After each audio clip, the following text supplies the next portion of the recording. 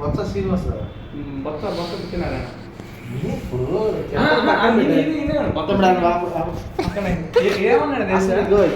ఇటు మాట్లాడుతుంటే అన్నాడు ప్రశాంతంగా కూర్చొని మాట్లాడారు. ఆడు తిట్టాడు ఈడు మీరు నమ్ముకున్న వాళ్ళు మోసం చేసేవాడు మేము మా పోతున్న మహేష్ టికెట్ మోసం చేసిన అంటున్నా. సరే టిప్ తెచ్చి పార్టీలో పెట్టుకున్నారుగా. టికెట్ ఇచ్చారు బాబు. అసలు మీరు నమ్ముకున్న వాళ్ళు పోనీ మా ఓడి మంచోడు అప్పుడు మా ఓడి ఎదవే మీ ఓడి సరే ఒప్పుకున్నాను. మీ ఓడి ఎదవ కాబట్టే నమ్ముకున్న వాళ్ళు మోసం చేశాడు మీ ఓడు. మా ఓడి ఎదవేనయ్యా జగన్ ఎదవే. మీ ఓడి మంచోడుగా నమ్ముకున్న వాళ్ళు టికెట్ ఎందుకు ఇవ్వాలి? టికెట్ ఒకటే మరి ఇంకేం ఇవ్వాలి తమ్ముడు? ఇప్పుడు మీ అన్నీ ఇప్పుడు ఆడికి ఇవ్వలేదు. నువ్వు ఇండివిజువల్ గా పోటీ చేస్తా అంటున్నాడు.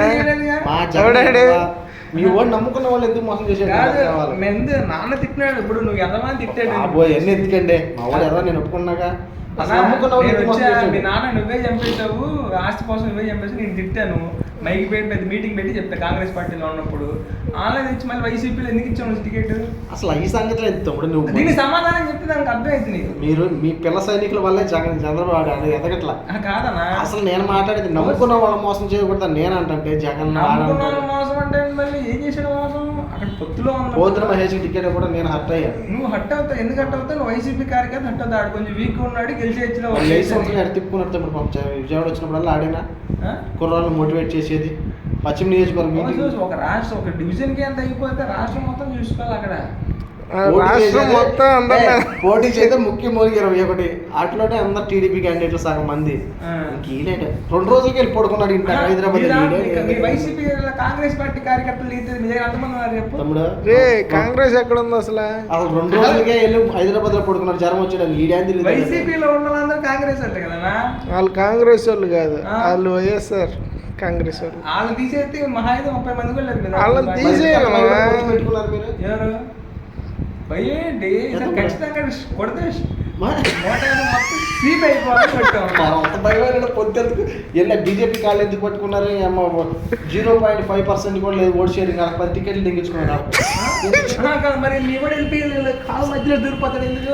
ఎప్పుడు పోటీ చేయడం దూరిపోయినాడు తీసుకెళ్ళి బొక్కలేసి గుంగుతారాయన. మీరు జగన్ అంత ఎదవా? జగన్కి లేదన్నప్పుడు మీరు ఎందుకు కలిసారు చెప్పండి? మీరు సింగిల్ గా పోటీ దమ్ము మీ దగ్గర లేదు. డబ్బు ఉందని వెళ్తున్నాం అంతే. డబ్బు ఉంది మీ ఓడి దగ్గర. జూన్ 4వ తారీఖున రా ఇక్కడ జనాల దగ్గర తిన్నా డబ్బు ఉంది.